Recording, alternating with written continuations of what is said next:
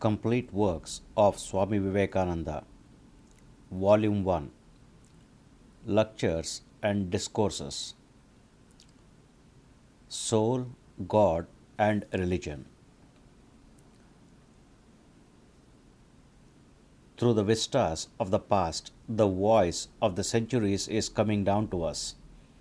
The voice of the sages of the Himalayas and the recluses of the forest. The voice that came to the Semitic races. The voice that spoke through Buddha and other spiritual giants. The voice that comes from those who live in the light that accompanied man in the beginning of the earth. The light that shines wherever man goes and lives with him forever is coming to us even now. The voice is like the little rivulets that come from the mountains. Now they disappear, and now they appear again in stronger flow till finally they unite in one mighty majestic flood.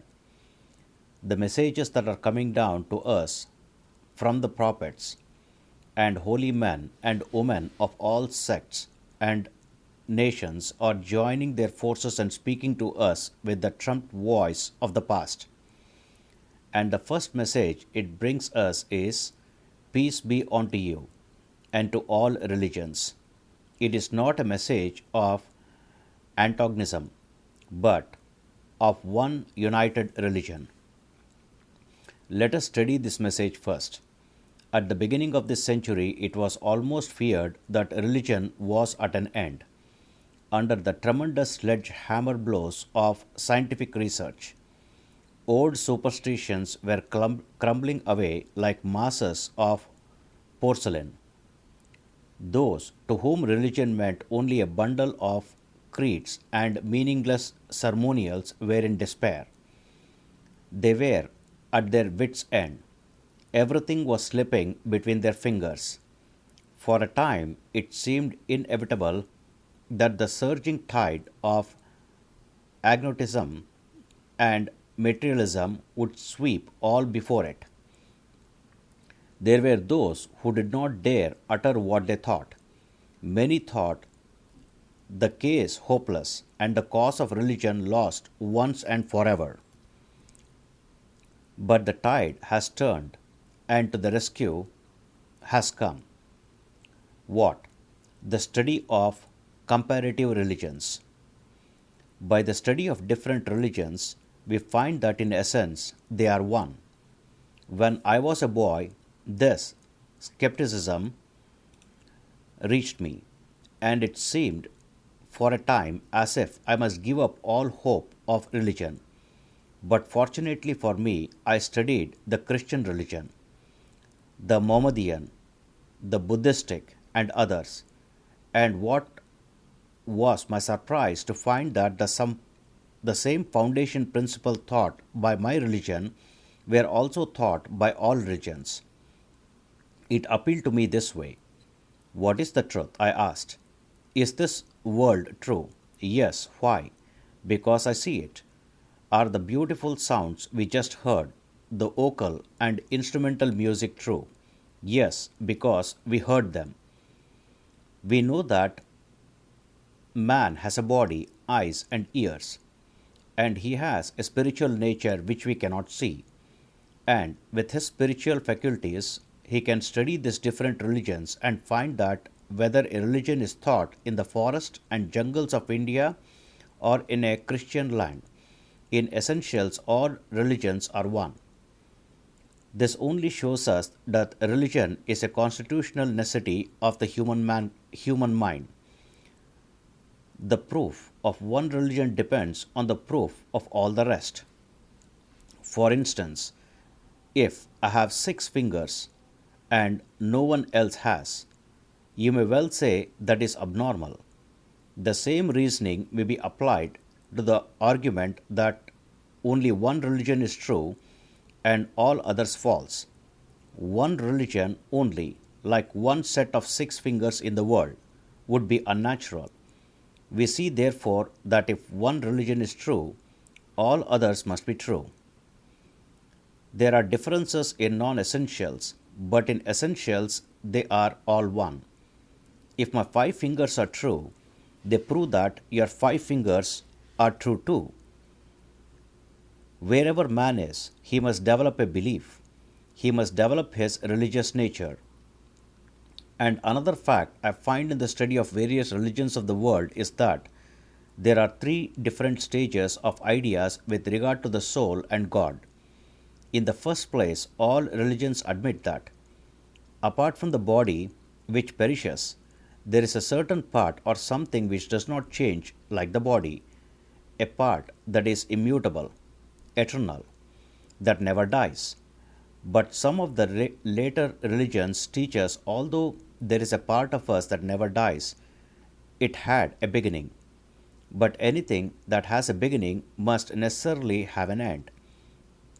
We, the essential part of us, never had a beginning and will never have an end. And above us all, above this eternal nature, there is another eternal being, without end, God. People talk about the beginning of the world, the beginning of man. The word beginning simply means the beginning of the cycle. It nowhere means the beginning of the whole cosmos. It is impossible that creation could have a beginning. No one of you can imagine a time of beginning. That which has a beginning must have an end. Never did I not exist, nor you, nor will any of us ever hereafter cease to be, says the Bhagavad Gita. Wherever the beginning of creation is mentioned, it means the beginning of a cycle. Your body will meet with death, but your soul never. Along with this idea of soul, we find another group of ideas in regard to its perfection. The soul in itself is perfect. The Old Testament of the Hebrews admit man perfect at the beginning. Man made himself impure by his own actions, but he is to regain his old nature, his pure nature. Some speak of these things in allegories, fables, and symbols, but we begin to analyze these statements. We find that they all teach that the human soul is in its very nature perfect, and that man is to regain that original purity. How? By knowing God. Just as the Bible says, no man can see God but through the Son. What is meant by it? That seeing God is the aim and goal of all human life. The sonship must come before we become one with the Father. Remember that man lost his purity through his own actions. When we suffer, it is because of our own acts. God is not to be blamed for it. Closely connected with these ideas is the doctrine, which was universal before the Europeans mutilated it. The doctrine of reincarnation. Some of you may have heard of and ignored it. This idea of reincarnation runs parallel with the other doctrines of the eternity of the human soul. Nothing which ends at one point can be without a beginning, and nothing that begins at one point can be without an end. We cannot believe in such a monstrous impossibility as the beginning of the human soul. The doctrine of reincarnation asserts the freedom of the soul. Suppose there was an absolute beginning, then the whole burden of this impurity in man falls upon God, the all-merciful Father responsible for the sins of the world. If sin comes in this way, why should one suffer more than another? Why such partiality? If it comes from an all-merciful God, why are millions trampled underfoot? Why do people starve who never did anything to cause it? Who is responsible? If they had no hand in it, surely God would be responsible. Therefore, the better explanation is that one is responsible for the miseries one suffers. If I set the wheel in motion, I am responsible for the result. And if I can bring misery, I can stop it. I can also stop it. It is it necessarily follows that we are free. There is no such thing as fate. There is nothing to compel us. What we have done, that we can undo. To one argument in connection with this doctrine, I will ask your patient attention, as it is a little intricate. We gain all our knowledge through experience. That is the only way. What we call experiences are on the plane of consciousness. For illustration, a man plays a tune on a piano. He places each finger on each key consciously. He repeats this process till the movement of the fingers becomes a habit. He then plays a tune without having to pay special attention to each particular key. Similarly, we find in regard to ourselves that our tendencies are the result of past conscious actions. A child is born with certain tendencies. Whence do they come? No child is born with a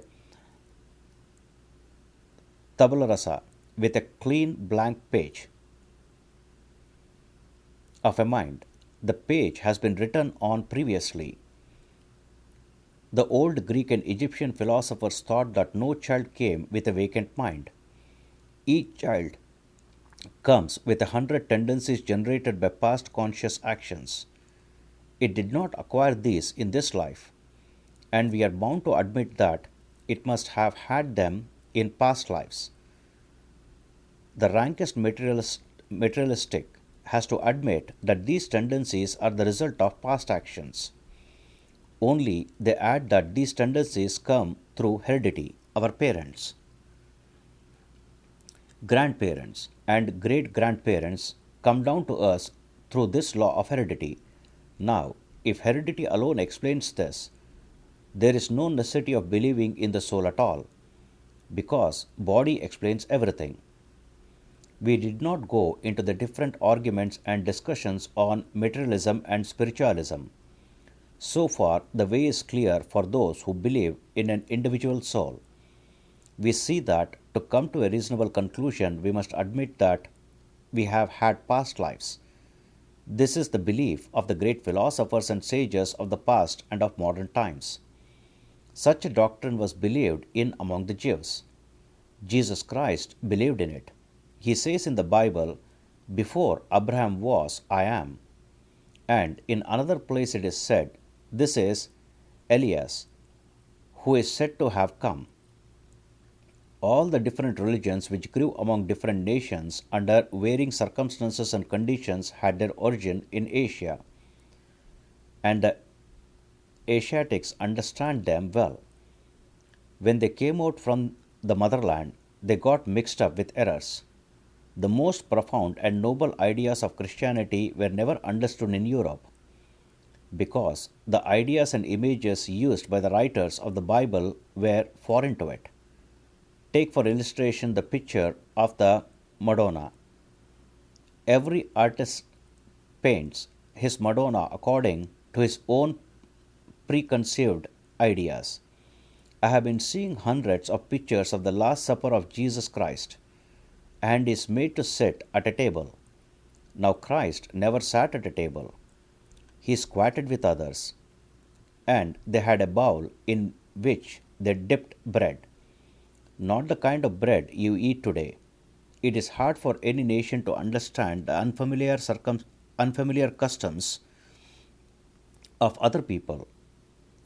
How much more difficult was it for Europeans to understand the Jewish customs after centuries of changes and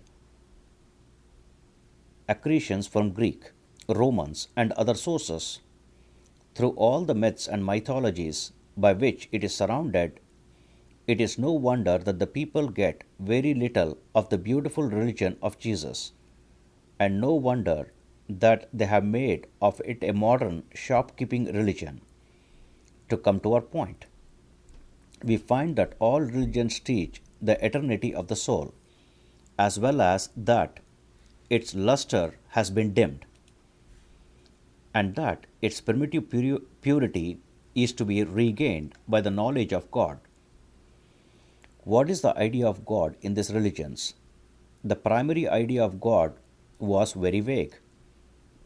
The most ancient nations had different deities: sun, earth, fire, water. Among the ancient Jews, we find number of these gods ferociously fighting with each other.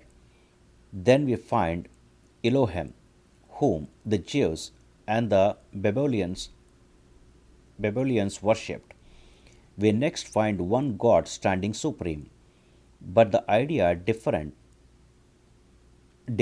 according to the different types. They each asserted that their God was the greatest, and they tried to prove it by fighting. The one that could do the best fighting proved thereby that its God was the greatest. Those races were no more or less savage, but gradually better and better ideas took the place of the old ones. All those old ideas are gone or going into the lumber room. All those religions were the outgrowth of centuries. Not one fell from the skies. Each had to be worked out bit by bit. Next comes the monotheistic ideas: belief in one God who is omnipotent and omniscient, the one God of the universe.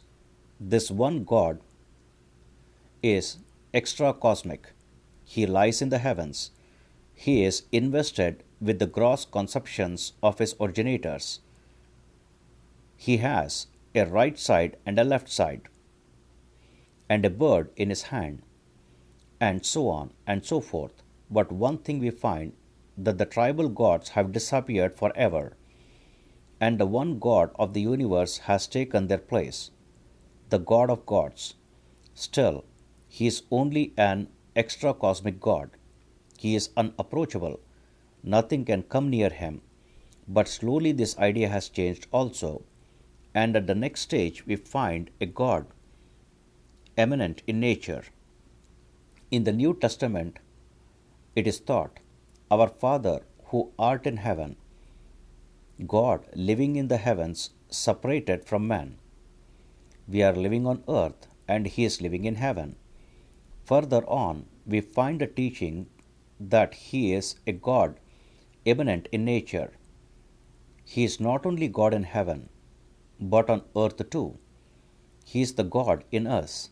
In the Hindu philosophy, we find a stage of the same proximity of God to us, but we do not stop there. There is the non dualistic stage, in which man realizes that the God he has been worshipping is not only the Father in heaven and on earth, but that I and my Father are one. He realizes in his soul that he is God himself, only a lower expression of him. All that is real in me is he. All that is real in him is I. The gulf between God and man is thus bridged. Thus we find how, by knowing God, we find the kingdom of heaven within us. In the first or dualistic stage, man knows he is a little personal soul, John, James, or Tom, and he says, I will be John, James, or Tom to all eternity and never anything else. As well might the murderer come along and say, I will remain a murderer forever. But as time goes on, Tom vanishes and goes back to the original pure Adam. Blessed are the pure in heart, for they shall see God. Can we see God? Of course not. Can we know God? Of course not. If God can be known, he will be God no longer. Knowledge is limitation, but I and my Father are one. I find a reality in my soul. These ideas are expressed in some religions, and in others only hinted. In some, they were expatriated. Christ's teachings are now very little understood in this country. If you will excuse me, I will say that they have never been very well understood. The different stages of growth are absolutely necessary to the attainment of purity and perfection. The varying systems of religion are at bottom founded on the same ideas. Jesus says, "The kingdom of heaven is within you." Again he says, "Our Father who art in heaven." How do you reconcile the two sayings? In this way, he was talking to the uneducated masses when he said the later, the masses who were uneducated in religion. It was necessary to speak to them in their own language. The masses want concrete ideas, something the senses can grasp. A man may be the greatest philosopher in the world, but a child in religion. When a man has developed a high state of spirituality, he can understand that the kingdom of heaven is within him. That is the real kingdom of the mind. Thus, we see that the apparent contradictions and perplexities in every religion mark but different stages of growth. And as such, we have no right to blame anyone for his religion. There are stages of growth in which forms and symbols are necessary. They are the language that the souls in that stage can understand.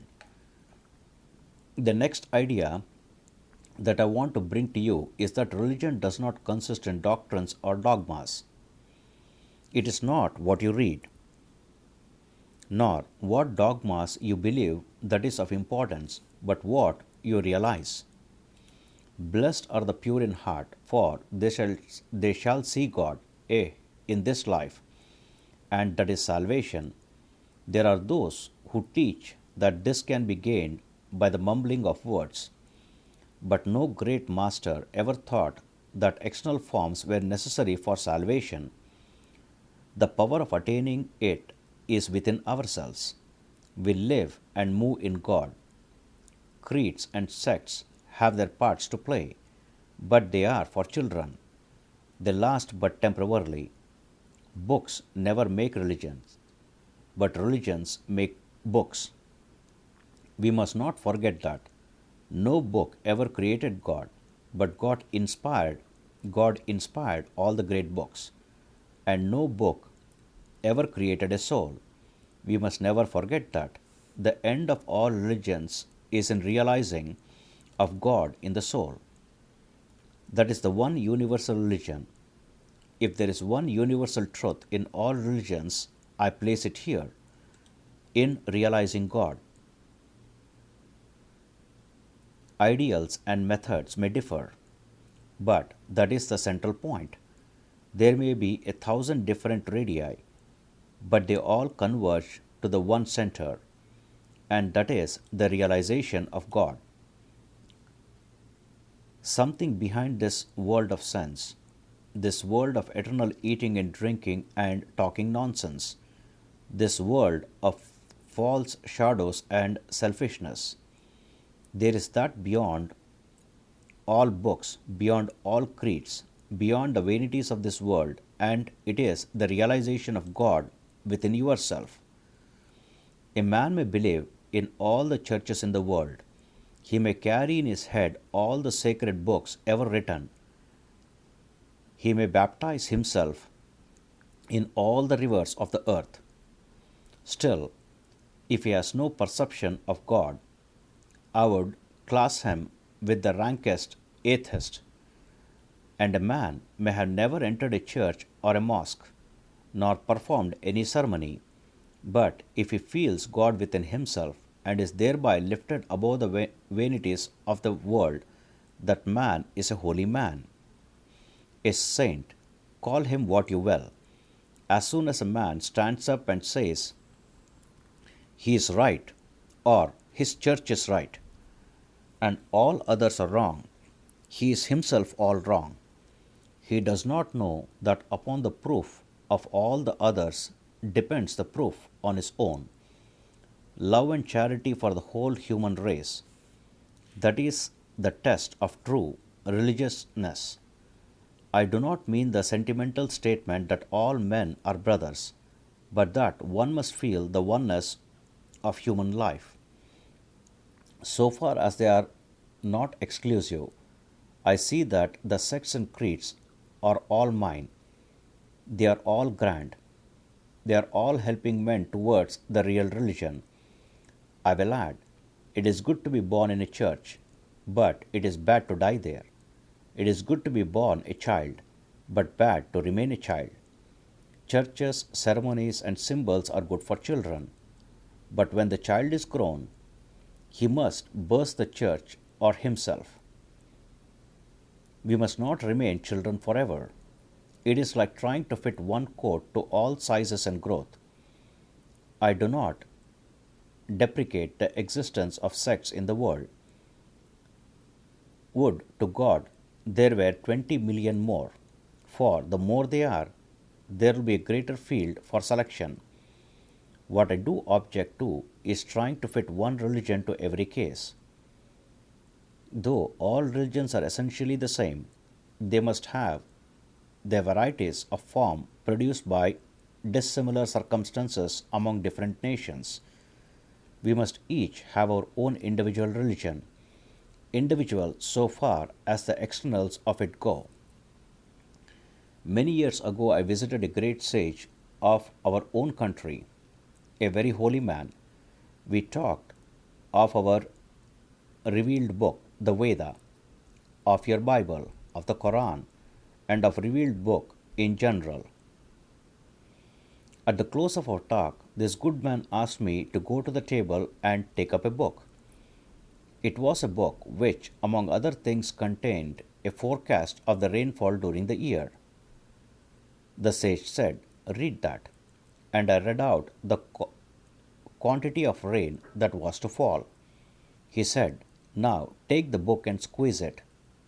I did so, and he said, "Why, my boy, not a drop of water comes out. Until the water comes out, it is all book. Book. So until your religion makes you realize God, it is useless." He who only studies books for religion reminds one of the fable of the ass which carried a heavy load of sugar on its back, but did not know the sweetness of it. Shall we advise men to kneel down and cry, "O miserable sinners that we are"? No, rather let us remind them of their divine nature. I will tell you a story.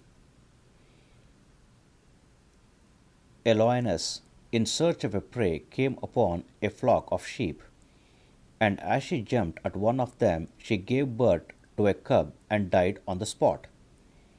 The young lion was brought up in the flock, ate grass, and bleated like a sheep, and it never knew that it was a lion. One day a lion came across the flock and was astonished to see in it a huge lion eating grass and bleating like a sheep. At his sight, the flock fled, and the lion sheep with them. But the lion watched his opportunity, and one day found the lion sheep asleep. He woke him up and said, "You are a lion." The other said no, and began to bleat like a sheep. But the stranger lion took him to a lake and asked him to look in the water at his own image and see if it did not resemble him, the strange lion. He looked and acknowledged that it did.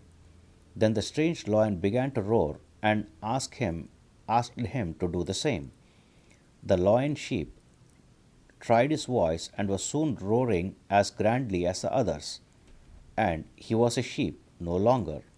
My friends, I would like to tell you all that you are mighty as lions. If the room is dark, do you go about beating your chest and crying, "It is dark, dark, dark"? No. The only way to get the light is to strike a light, and then the darkness goes. The only way to realize the light above you is to strike the spiritual light within you, and the darkness of sin and impurity will flee away. Think of your higher self, not of your lower. Some questions and answers here followed. Question. A man in the audience said, if ministers stop preaching hell fire, they will have no control over their people. Answer. They had better lose it then. The man who is frightened into religion has no religion at all.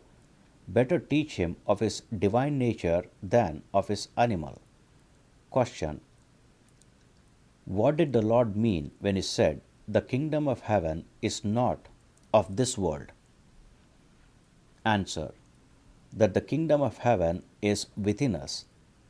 The Jewish idea was a kingdom of heaven upon this earth. That was not the idea of Jesus. Question. Do you believe we come up from the animals? Answer. I believe that. By the law of evolution, the higher beings have come up from the lower kingdoms. Question. Do you know of anyone who remembers his previous life? Answer. I have met some who told me they did remember their previous life. They had reached a point where they could remember their former incarnations. Question. Do you believe in Christ's crucifixion? Answer. Christ was a God incarnate. They could not kill him. That which was crucified was only a semblance, a mirage. Question. If he could have produced such semblance as that, would not that have been the greatest miracle of all? Answer. I look upon miracles as the greatest stumbling blocks in the way of truth. When the disciples of Buddha told him of a man who had performed a so-called miracle, had taken a bowl from a great height without touching it, and showed him the bowl, he took it and crushed it under his feet and told them never to build their faith on miracles, but to look for truth in everlasting principles. He taught them the true inner light, the light of the Spirit, which is the only safe light to go by. Miracles are only stumbling blocks. Let us brush them aside. Question. Do you believe Jesus preached the Sermon on the Mount? Answer. I do believe he did. But in this matter, I have to go by the books as others do, and am aware that mere book testimony is rather shaky ground. But we are all safe in taking the teachings of the Sermon on the Mount as a guide. We have to take what appeals to our inner spirit. Buddha taught 500 years before Christ, and his words were full of blessings. Never a curse came from his lips, nor from his life, never one from Zoroaster, nor from Confucius. Here ends the lecture and discourse Soul, God and Religion by Swami Vivekananda. Om Tat Sat. Om Sri Krishnarpanamastu.